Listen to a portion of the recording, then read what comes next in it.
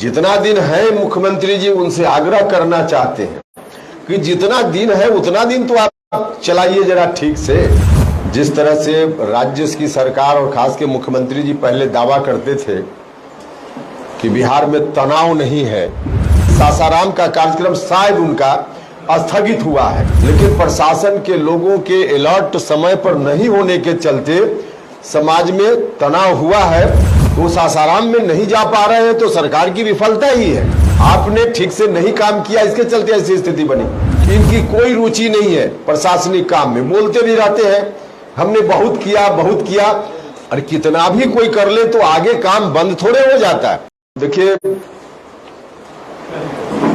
अभी जो कल परसों जिस तरह से राज्य की सरकार और खास के मुख्यमंत्री जी पहले दावा करते थे कि बिहार में तनाव नहीं है, अब किस तरह से तनाव राज्य के दो बड़े प्रमुख शहर में सासाराम और बिहार शरीफ जो मुख्यमंत्री जी का गृह जिला है, अब किस रूप में तनाव वहां हुआ है। ऐसा नहीं कि कोई अचानक से कोई घटना हो गई जिसकी जानकारी प्रशासन को नहीं थी।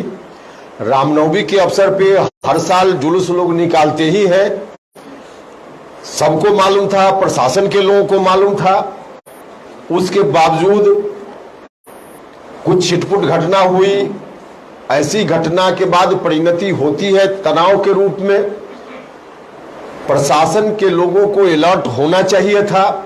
आशंकाएं तो रहती ही है कि ऐसा कोई भी इवेंट होता है तो उसके बाद तनाव की आशंका रहती है।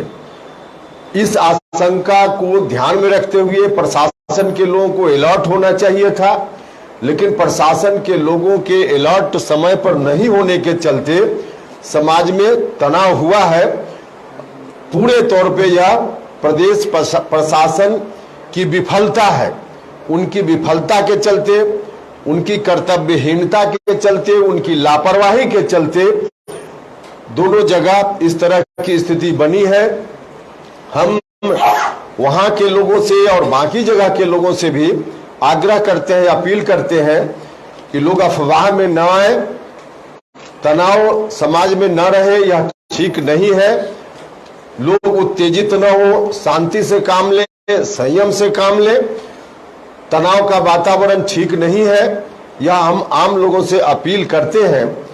वहां कार्यक्रम एक जगह तो सासाराम में कार्यक्रम गृह मंत्री जी का भी होना था 2 अप्रैल को, आज ही जाने वाले थे। पता नहीं अभी मुझको अब खबर पक्की है कि नहीं पक्की है, आप ही लोगों के माध्यम से खबर हमने देखी है कि सासाराम का कार्यक्रम शायद उनका स्थगित हुआ है। तो अब इतना काम भी बिहार सरकार नहीं कर सकती है कि वहां कोई कार्यक्रम ठीक से हो पाए, सुरक्षा नहीं दे सकती है। और समाज में तनाव को रोकने का काम जो पहले से संभावित था, यह काम भी सरकार नहीं कर सकती है। तो ऐसी सरकार के होने न होने का कोई मतलब नहीं, बिल्कुल औचित्यहीन सरकार है। हर तरह से मुख्यमंत्री जी ने, इस सरकार ने अपनी साख खो दी है। अब ऐसी परिस्थिति में हम जितना दिन है मुख्यमंत्री जी उनसे आग्रह करना चाहते हैं कि जितना दिन है उतना दिन तो आप चलाइए जरा ठीक से। अब खुद ही इनकी रुचि नहीं है मुख्यमंत्री जी की प्रशासनिक कार्यों में, यह तो साफ साफ दिखता है। एक बार नहीं कई बार इनकी कोई रुचि नहीं है प्रशासनिक काम में, बोलते भी रहते हैं हमने बहुत किया। और कितना भी कोई कर ले तो आगे काम बंद थोड़े हो जाता है। अब बहुत किया यह कहने के पीछे उनके चेहरा का जो भाव होता है कि अब आगे हम कुछ नहीं कर पाएंगे। अब आगे नहीं कर पाएंगे, ठीक है, जनता समय पर अपना चुन लेगी, लेकिन अभी जब तक संवैधानिक दायित्व तो है आपके ऊपर, संवैधानिक कुर्सी पर आप बैठे हुए हैं, तब तक जनता को परेशानी से तो बचाइए। तो यह मुख्यमंत्री जी से आग्रह है, अपील है, और बिहार भर के लोगों से आग्रह है कि सब लोग मिलकर ऐसी स्थिति में शांति का माहौल बनाए रखें, संयम बनाए रखें। तो यही मुख्य रूप से आज बात करनी थी। बाकी आपका कोई सवाल होगा तो जवाब देंगे। नहीं देखिए उस पर अब कहाँ कौन जा रहे हैं, हमारा यह कहना है कि सासाराम भी नहीं अगर जा रहे हैं तो सरकार सुरक्षा नहीं दे पा रही है, इसके चलते नहीं जा रहे। तो सरकार को सासाराम भी जाए इस बात के लिए।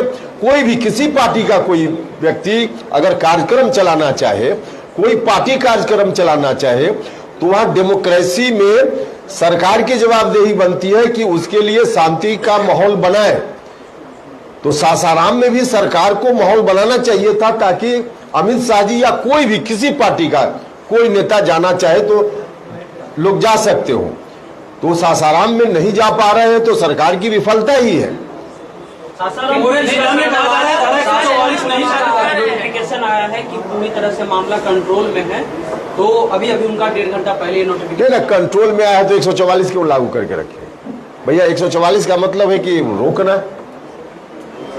कहीं जानबूझकर तो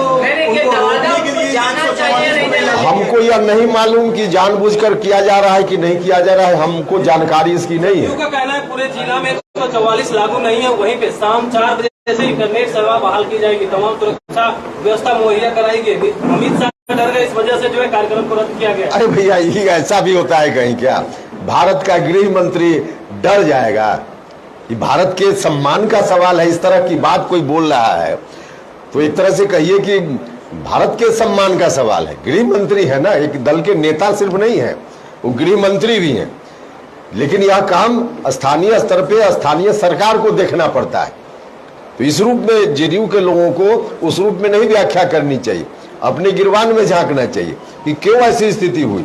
यही मुख्यमंत्री जी तो लगातार पीठ थपथपाते रहते थे ना।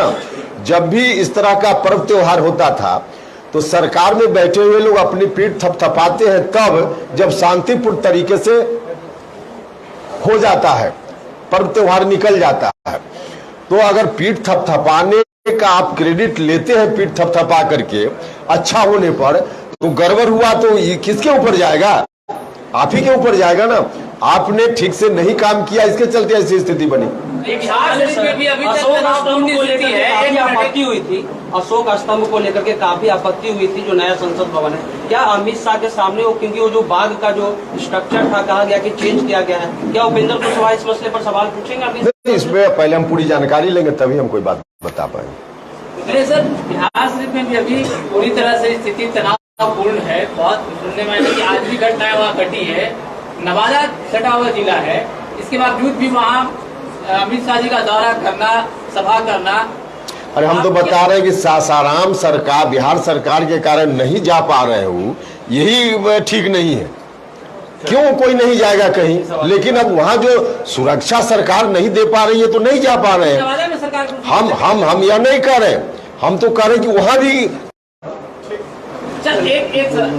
अभी आपने जो माधव आनंद जी को बनाया है राष्ट्रीय प्रधान महासचिव, एक समय जब आपकी पार्टी में वो थे और काफी विवाद हुआ था टिकट को। आप कभी विवाद किए? हम कह रहे कि आप वहां पर मत जाइए। अरे भैया माधव आनंद जी उस समय भी आपके सामने थे। उस समय कभी इन्होंने कोई पुष्टि की? जिस तरह से षड्यंत्र मेरे खिलाफ किया गया तो कभी पुष्टि इन्होंने की?